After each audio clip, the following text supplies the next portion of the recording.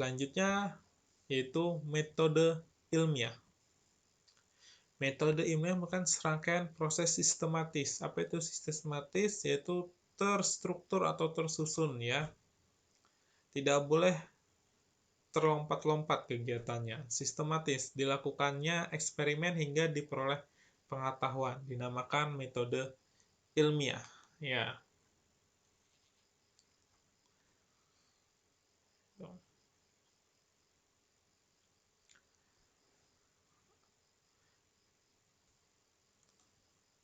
Itu yang dimaksud dengan metode ilmiah. Jadi, kapan pengetahuan itu dikatakan ilmiah? Nah, akhirnya timbul pertanyaan. Kapan pengetahuan dikatakan bernilai ilmiah? Pengetahuan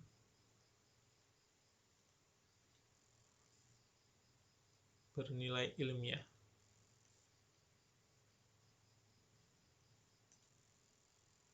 Kapan? Jadi, ada 4 syarat suatu pengetahuan dikatakan ilmiah. Ya, ada 4 syaratnya yang harus dipenuhi agar pengetahuan dikatakan ilmiah. Pengetahuan dikatakan ilmiah.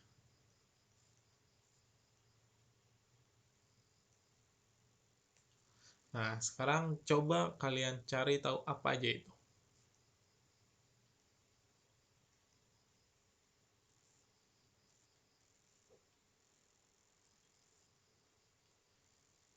Nah, coba cari tahu 4 syarat pengetahuan dikatakan ilmiah. Selanjutnya, kriteria metode ilmiah. Berdasarkan fakta dan objektif. Jadi, kriteria metode ilmiah itu harus fakta dan sifatnya objektif, tidak boleh subjektif sesuai dengan prasangka kita, ya. Kemudian bebas prasangka berdasarkan prinsip-prinsip analisis melalui proses hipotesis berdasarkan teknik kuantitatif, ya, bisa dinyatakan dengan angka-angka atau bisa dibuktikan dengan angka-angka. Nah, langkah-langkah dari metode ilmiah itu sendiri, yang pertama identifikasi masalah. Nah, dalam mengidentifikasi masalah, kita harus melakukan studi pendahuluan, ya, melakukan literasi dari penelitian-penelitian sebelumnya atau studi-studi pustaka untuk mengidentifikasi masalahnya. Setelah masalah bisa diidentifikasi, kemudian baru rumusan masalah. Rumusan masalah diperlukan untuk memperjelas batasan masalahnya, agar tidak melebar ke sana kemari dan kita bisa fokus pada hal yang ingin kita pecahkan. Itu rumusan dari masalah. Biasanya berupa kalimat tanya. Kemudian pengumpulan informasi. Kita kumpulkan informasi setelah rumusan masalah terbentuk, kita kumpulkan informasi, semua teori, semua konsep, ataupun hasil-hasil penelitian-penelitian sebelumnya untuk bisa menunjang jawaban sementara kita. Setelah semua informasi terkumpul, sesuai yang diperlukan, barulah kita ajukan hipotesis. Hipotesis adalah jawaban sementara yang didasarkan oleh teori. Jadi harus ada landasannya, harus ada dasarnya. Tidak sembarangan kita memberikan hipotesis atau memberikan jawaban sementara tanpa ada dasar, tanpa ada landasan. Setelah hipotesis dibentuk, barulah kita melakukan eksperimen. Eksperimen dilakukan untuk menguji hipotesis yang sudah kita buat. Kita bisa siapkan alat dan bahan, kita tentukan variabel-variabel yang terlibat, kita lakukan praktikum untuk melakukan pembuktian eksperimen, kita ambil data, kita peroleh data. Setelah data semua dari eksperimen kita peroleh, kita kumpulkan, barulah kita masuk ke analisis data. Jadi, data-data sebelum yang sudah kita peroleh, kita olah datanya baik secara kualitatif maupun secara kuantitatif. Setelah semua diolah, barulah kita ambil kesimpulan.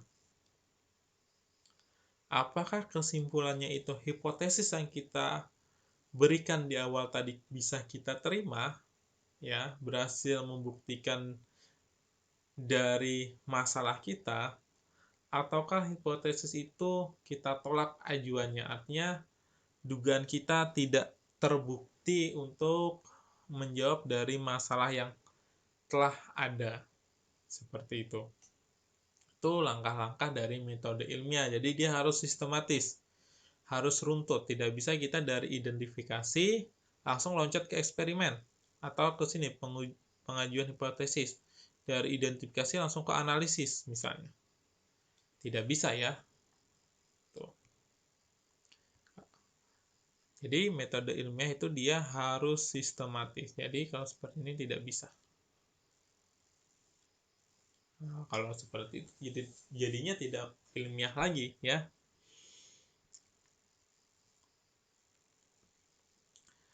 Selanjutnya, keselamatan kerja di laboratorium. Mengapa ini penting? Mengapa ini penting? Tujuannya agar melindungi praktikan dalam melaksanakan praktik. Ya. Kemudian menjamin keselamatan bagi setiap yang ada di lab.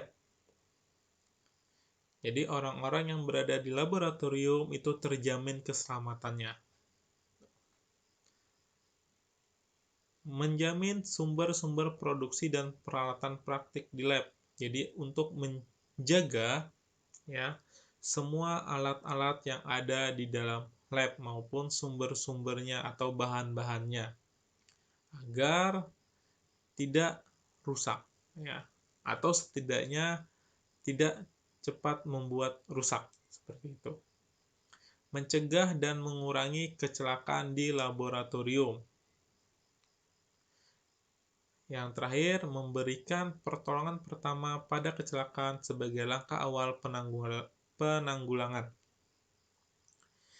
Jadi, kalau nanti ada kejadian yang tidak diinginkan dalam laboratorium, kita bisa memberikan langkah awal penanggulangannya. Jadi, itulah pentingnya keselamatan kerja di laboratorium. Alat-alat keselamatan kerja di laboratorium yang standar yaitu jas laboratorium, ya, sarung tangan tahan panas, kacamata pelindung, masker, kain lap tahan panas, ya, ini kain lap apapun asalkan dia tahan panas dan tidak mudah terbakar. Kemudian sini ada P3K, ya, kotak P3K. Jadi kalau sewaktu-waktu ada kejadian yang tidak diinginkan, kita bisa menemukan bahannya yang digunakan untuk melakukan pertolongan pertama. Kemudian alat pemadam kebakaran. Nah, ini alat-alat standar yang ada dalam laboratorium untuk menunjang keselamatan kerja praktikan maupun orang-orang yang ada di dalam laboratorium. Selanjutnya, aturan keselamatan kerja. Jadi, kalian perlu tahu aturan untuk keselamatan kerja. Yang pertama, baca semua petunjuk kegiatan eksperimen dengan cermat. Ya, nih. Jadi, kalian sebelum praktikum, kalian baca dulu. Alat dan bahannya apa, prosedurnya seperti apa, kemudian data-data yang diinginkan apa, itu harus kalian pahami dulu sebelum kalian melakukan praktikum. Ya. Tuh.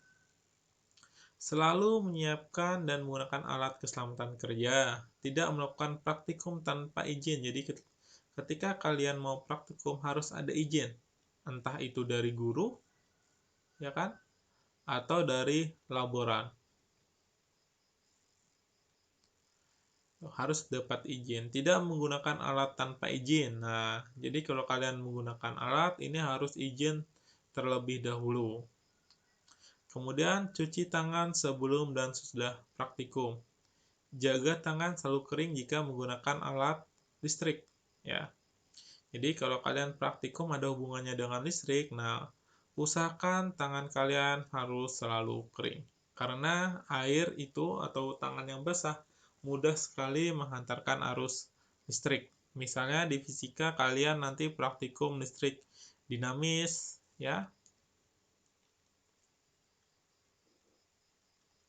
Baik AC ataupun DC nanti misalnya. Nah, ini usahakan tangan kalian selalu kering untuk menghindari hal-hal yang tidak diinginkan. Tidak mencium gas langsung dari mulut tabung, melainkan dengan mengibaskan tangan. Bersikap hati-hati menggunakan alat praktikum, ya, apalagi alat-alat yang mudah pecah, berbahan kaca seperti tabung reaksi, gelas ukur, dan lain sebagainya.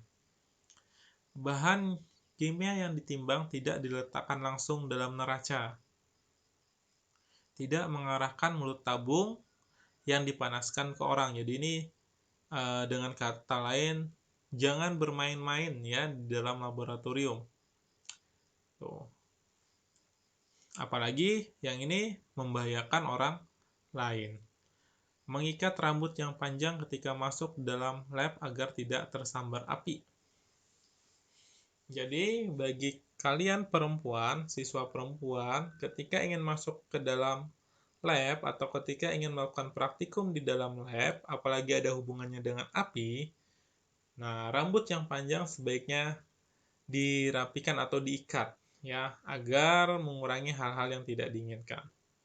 Tidak memanaskan zat apapun dalam wadah tertutup, jadi wadahnya harus terbuka.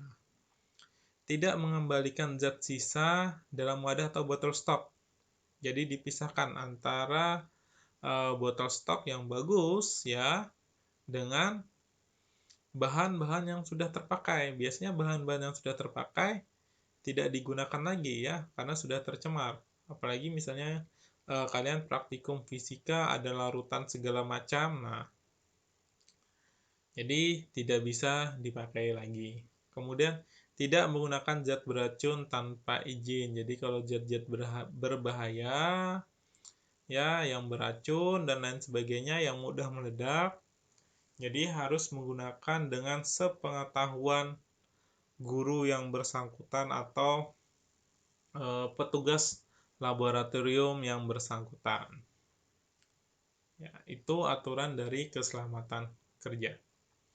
Nah, cukup sekian video pembelajaran kali ini. Semoga ini bermanfaat bagi kalian semua. Salah hilafnya saya mohon maaf. Assalamualaikum warahmatullahi wabarakatuh.